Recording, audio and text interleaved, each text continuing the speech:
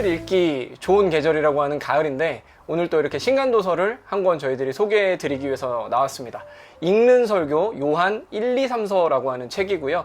김형익 목사님 모시고 오늘 책에 관한 이야기 들어보려고 합니다. 목사님 안녕하십니까? 네, 반갑습니다. 목사님께서 어떤 지금 사역을 하고 계시는지 좀 소개를 들을 수 있을까요? 뭐 목사죠.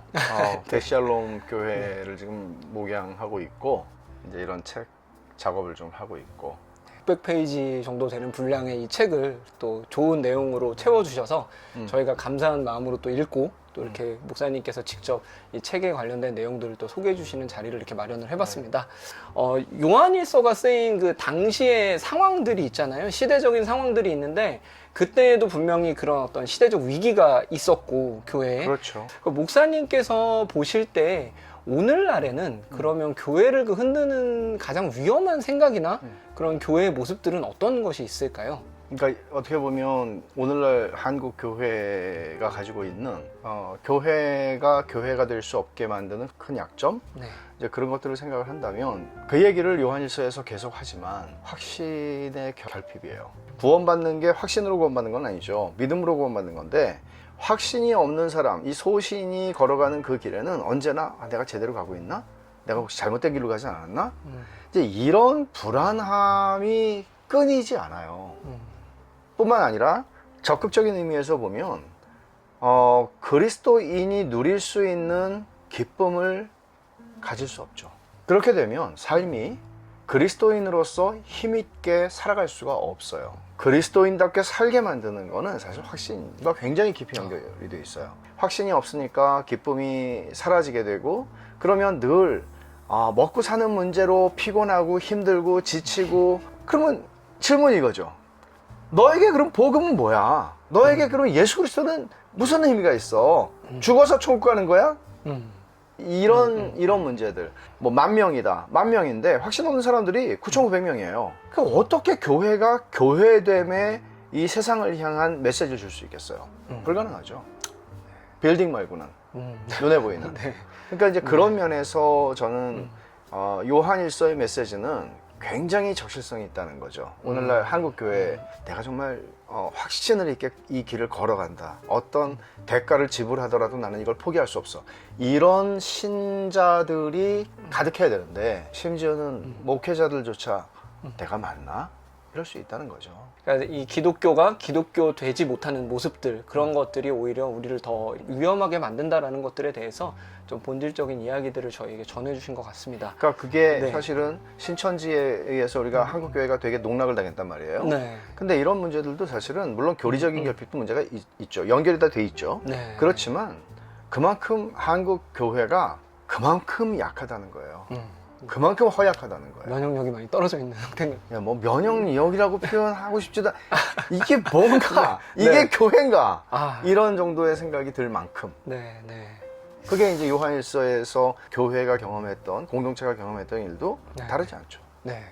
거짓 교사가 들어오고 이런 것들. 그렇죠. 네, 이단 영지주의란 이단이 네. 계속 들어와서 혼합된 메시지들을 전했고 또 그것에 의해서 상당히 많은 사람들이 교회를 떠났고 떠나게 되니까 남아있는 사람들은 그럼 우리는 맞는 거야? 이제 이런 그 확신이 계속 흔들리는 문제들. 결국에는 그 모습과 오늘날의 교회가 닮아 있는 거네요, 목사님. 그러면. 네, 네. 첫 번째 질문하고 좀 연결해서 그렇다면 오늘날 이렇게 교회들이 좀 흔들리고 있다라고 제가 이제 좀 표현을 하고 싶은데 발판을 찾지 못하고 흔들리고 있는 이 교회가 이것들을 극복하기 위한 구체적 방법을 좀 목사님께서 혹시 제안을 해주신다면 어떤 게 있을까요? 그 방법은 성경으로 돌아가는 건데요. 사실은 이게 이제 미국을 많이 닮았다고 생각을 해요. 저는 이제 미국에서 한 12년을 그렇다고 미국을 뭐 아는 건 아니지만 네. 교회 성장 세미나라든지 뭐 이런 것들이 사실 굉장히 많죠. 예. 교회 뭐 재정 문제 세미나라든지 뭐 굉장히 많은데 문제는 전부 어떤 방향을 향하고 있다고 저는 느껴지나 하면 교회 성장이에요. 맡은 교회를 더 성장시킬 수 있느냐. 근데 이제 미국의 그 마크 데버 목사가 말한 게 하나가 제가 되게 아주 강하게 좀 남아있는 말이 뭔가 하면 회심이 없는 교회 성장은 교회 집단 자살행위다. 그러니까 회심이 없이 교회를 성장시키는 일들을 제가 볼 때는 40년 이상 해왔어요. 네. 적어도 1980년 꺾어지면서부터. 네. 대형 교회들도 있고 상당히 사이즈가 있는 교회들도 형성이 된 것도 사실이지만, 그러나 그 교회의 건강을 체크해 보면 건강 정도가 아니고 죽은 교회가 너무 많다는 거죠.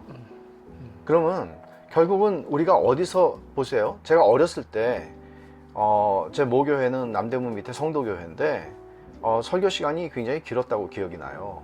근데 우리나라 교회 성장하면서 1부, 2부, 3부로 가면서 표준적 공예배의 설교 시간 아시죠? 20분이에요.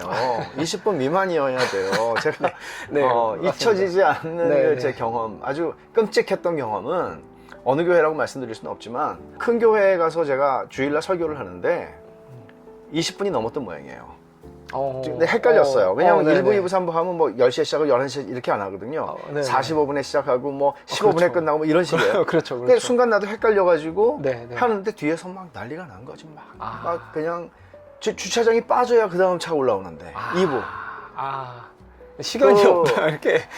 난리가 난 거지. 네. 설교 그만해라. 그러니까 이제 네. 만약에 성령님께서 그 시간에 그 말씀 가운데 감당할 수 없는 은혜를 부어주시고 계셨다면, 물론 이렇게는 안 하겠지, 막 그만하라고. 근데 우리는 그런 기대가 없다는 거예요. 이제 대형화가 되면서 생긴 어떤 말씀의 약화예요. 네. 지금 초등학교 애들이 알아들을 수 있는 논리의 수준으로 설교를 하거든요. 제가 생각할 땐 그래요. 한국교회 표준이. 그러니까 자꾸 저는 이제 오해를 받는 게 목사님 네. 설교 어렵다. 내가 어렵다고 하는 분들의 우리 교회 초등학교 애들이 설교 노트예요. 그리고 심지어 초등학교 들어가기 전 아이들이 네. 이렇게 둘러앉아서 이제 선생님하고 설교 리뷰를 하니까 네. 이제 교회 공간이 없으니까 제 방에서 이제 꼬마들이 이제 하고 있었는데 네. 오늘은 들은 말씀이 흘려 떠내려가지 않게 하라고 목사님 말씀하셨어요. 이렇게 얘기하는 거예요. 정확하게. 그래서 소름이. 미취학 아동인데 그런 얘기를. 그래서 네. 듣는구나 얘네들이. 네. 근데 이제 문제는 우리는 졸다가 깨서 들어도 논리가 어차피 세 개 중에 하나만 들었는데 내가 너무 했나? 이거 잘 편집을 해. 이 너무 많은 거예요. 논리가 없어요. 로지 존스는 로직 on fire라고 그랬잖아요. 불도 있어야 되지만 로직이 있어야 되잖아요. 그렇죠. 네. 근데 이제 이게 너무 없어요. 그래서 성경도 다 논리잖아요. 네, 네. 그러니까 이제 이런 면에서 저는 조금 더 과연 20분도 안 되는 시간 동안 내가 하나님의 말씀, 물론 할 수 있겠죠. 그렇지만 하나님의 말씀의 이 내용을 어떻게 내가 20분도 안 되는 시간 동안 다 설명할 수 있을까? 쉽지 않은 일이죠. 네. 그러니까 이제 이런 부분들 결국 말씀으로 돌아가야 된다. Back to the basic. 이런 것들을 좀 생각을 하게 되고 네. 실용주의를 걷어내고 실용주의가 묻는 거는 이거잖아요. Does it work? 그러니까 이거 먹혀? 이거 돼? 결과 나와? 네네. 근데 이거 진리야? 이 질문을 던져야죠. 네. 그러니까 그런 면에서 저는 신실하게 말씀 사역으로 목사들이 돌아가야 하고 이제 이걸 말하고 싶은 거죠. 그러면 교인들이 싫어할 수 있죠. 목사님 설교가 길어요, 어려워요, 뭐 이제 이럴 수 있는데 물론 심플해야죠. 선명해야죠. 그리고 또 들을 수 있도록 책은 가독성이 있어야 하듯이 말도 들리도록 해야 되는 건 책임이죠, 목사의. 근데 아예 식욕이 없는 사람이 되게 많다는 거예요, 교회 안에. 오락거리는 좋아하지만 하나님의 말씀을 먹고 싶은 욕구가 없어요. 그런 사람들이 교회 안에 많아지면 교회 타락한다는 거죠. 집단 자살이라는 거예요. 그러니까 이제 이런 면에서 저는 말씀으로 돌아가라 그런 말은 쉽게 하지만 굉장히 큰일이죠. 큰 도전이죠, 목사들에게는. 목사님 책을 읽다 보니까 사귐에 대한 이야기들을 많이 해주셨어요. 어떻게 보면은 뭐 기승전 사귐이라고 저는 이렇게 보일 정도로 처음에 사귐에 대한 얘기를 하시고 마지막 끝낼 때 또 사귐에 대한 이야기를 하셨더라고요. 그런데 사실상 제가 이제 교회 저도 이제 사역을 해보고 또 교회에 이제 뭐 예배를 참석해보고 하면 하나님과의 사귐뿐만 아니라 사람들 간의 사귐도 굉장히 없는 그런 교회의 삭막한 모습들을 발견을 하게 됩니다, 목사님. 어떤 것들이 이 시대에 도대체 사귐을 어렵게 만드는 걸까요? 기승전 사귐 맞아요. 그건 제 논리가 아니고 요한일서의 논리예요. 근데 사귐이라고 하는 것이 가능하려면 이것은 우리끼리의 사귐이 아니고 기본적으로 우리가 삼위 하나님과의 사귐 속에 들어가는 것이고 네. 그리고 삼위 하나님과의 사귐 속에 들어갔기 때문에 우리의 사귐이 가능한 거거든요. 네. 그러면 여기서는 우리가 생각해야 되는 거는 예수님이 니고데모한테 하신 말씀대로 거듭나야 한다는 말씀을 하신 거는 네. 거듭나야 하나님 나라에 들어갈 수 있다. 그럼 하나님 나라에 들어가야 사귐이 이루어지잖아요. 네. 근데 문제는 네. 딱 보면 하나님 나라에 들어간 사람인지 안 들어간 사람인지 알기 어렵죠. 신앙의 고백을 통해서 우리는 이 사람의 믿는구나를 인정하고 세례를 주고 세례를 통해서 교회와 연합하는 건데 네. 그게 이제 네. 사귐이 시작되는 거죠. 근데 네. 세례를 받았지만 너무나 이제 명목상의 신자들, 무늬가 그리스도인인 사람들이 많이 교회 안에 있고 그게 몇 퍼센트다 뭐 이렇게 딱 말할 수는 없으나 네. 그게 많아지면 사귐은 쉽지가 않죠. 그렇다고 해서 그러면 우리가 이 땅에서 100% 순도의 혹은 최소한 90% 순도의 교회를 이룰 수 있느냐. 그래서 굉장히 엄격하게 멤버십을 얘기하고 엄격하게 하는 사람들이 있는데 저는 그것도 위험하다고 봐요. 그렇게 하시는 분들도 네네. 완전히 우리는 그렇게 만들어갈 수 없어요. 그것만 그렇죠. 아니라 네, 그런 면에서 사귐을 가능하게 하는 전제의 문제가 다루어져야 한다. 그러면 성경에서는 그걸 많이 다루니까 네. 그러면 성경에서 다루는 만큼 목사들은 그 문제를 진지하게 여기고 교인들과 얘기를 해야 된다는 거죠. 네. 이게 첫 번째 전제예요. 네네. 그 다음에 중요한 거는 우리는 아마 지금 21세기 초반을 살고 있는 우리 대부분은 개인주의의 영향을 굉장히 많이 받았어요. 개인주의가 전적으로 이거는 나쁜 거야는 아니에요. 그렇지만 성경적 신앙, 기독교 신앙을 우리가 이해할 때에는 이거는 전적으로 공동체적인 이야기예요. 삼위 하나님도 공동체로 존재하신 것이고 네. 또 교회를 주님이 세우셨을 때 우리를 각자를 그냥 예수 믿는 존재로 만들어서 구원하여 천국 가는 게 아니라 이 땅에서 하나님의 나라를 현시할 수 있는 공동체를 세운 게 교회거든요. 네. 그 교회라는 거는 단순히 내가 구원받고 구원받은 표로서 들어가는 게 아니라 그 속에서 그 보네포의 그 멋진 말을 공동생활, life together. 그 하나님 나라의 삶을 여기서 시작하는 거란 말이에요. 펠로십이 일어나는 거예요, 사귐이. 네. 네. 그러니까 이제 그런 면에서 이 개인주의의 세례를 받은 사람들이 예수 그리스도의 이름으로 세례를 받을 때 그 개인주의적 사고방식이 사실 무너져야 돼요. 그러지 네. 않으면 네네. 절대로 오늘날의 성경적 교회를 우리는 생각조차 할 수 없죠. 그냥 다 내 가족, 내 새끼, 다 그렇게 되죠. 네. 근데 주님 말씀하신 대로 아버지의 말씀대로 순종하는 사람이 내 형제요, 자매요, 어머니라고 얘기하셨잖아요. 주님의 빈말이나 농담인 거죠. 이런 우리의 개인주의적인 사고로 받아들이면. 네네네. 사귐이 회복되는 것은 곧 교회가 회복되는 것이라고 이해를 하고 있고 말씀에 따라서 세상은 공동체 없습니다. 왜냐하면 죄로 말미암아 깨진 게 공동체거든요. 근데 예수님이 십자가의 피로 세우신 게 교회란 말이에요. 죄를 해결한 십자가의 공로가 아니고서는 공동체는 존재할 수 없는데 프란시스 셰퍼가 한 말 제가 되게 좋아하는 말이 교회는 기독교 최후의 변증이다. 입으로 아무리 떠들어도 여기 교회가 있잖아. 봐. 들어와서 봐. 이게 뭔지. 여기 복음이 있고 하나님 계시잖아. 이렇게 할 수 있는 건데 교회가 뭐 건물이 아니잖아요. 사귐을 봐야 돼요. 사귐이 없어요. 보여줄 수 있는 복음이 없어요. 네. 치명적인 어려움이죠. 그냥 이름은 명목상으로 교회라고 가지고 있지만 보여줄 수 있는 것들이 물질적인 것들밖에 없다 보니 세상이 볼 때는 교회 모습을 좀 발견하기 어려운 그런 시대인 것 같습니다. 그렇죠. 가르침도 네. 없어졌지만 사귐이 없는 거죠. 네. 그래서 저는 교회에 사귐교자를 쓰는 것도 되게 좋은 성경적 개념이라고 보는데 네. 사귐이에요. 교회는 사귐이에요. 네. 교회 이퀄 사귐이라고까지 이제 목사님께서 말씀하실 정도로 어떤 요한 1, 2, 3서에서 말하고 있는 메시지에는 사귐이 굉장히 중요한 메시지라는 것들을 또 다시 한번 생각하게 되는 것 같습니다. 이것과 연결될 수 있는 질문인 것 같은데요. 죄에 대해서 이제 얘기를 하면 굉장히 알러지 반응을 보인다는 거죠. 싫어하고. 이런 분들에게 혹시 한 말씀 해주시고 싶은 말씀이 있으시다면 어떤 게 그건 있을까요? 뭐 저는 현대인들만의 문제라고 보지는 않고 네. 기본적으로 아담 이래로 죄인이라고 말하면 싫어하죠. 네. 죄인. 네.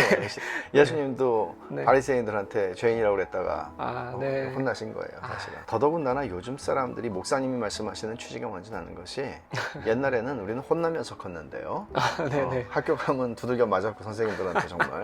네. 근데 요즘 애들은 오냐오냐 하고 긍정적인 메시지를 부모들을 통해서 또는 선생님들 통해서 그래서 명령이 없어졌어요. 예. 제가 되게 웃긴 걸 발견한 게 어떤 애가 이제 목양실 문을 자꾸 그냥 막 들었다 놨다 해서 제가 그 젊은 아빠한테 저렇게 하지 말라고 그러라고 그랬더니 뭐라고 얘기하냐면 문을 그렇게 닫지 않아요 이렇게 얘기하더라고요. 그래서 야 그거는 예. 직설법이잖아. 명령을 해. 명령을 해야지. 그렇게 안아요가 뭐야? 어디 그 무슨 말이 그래? 그리고 내가 야 문 갖고 장난치지 마 나가. 내가 그랬거든.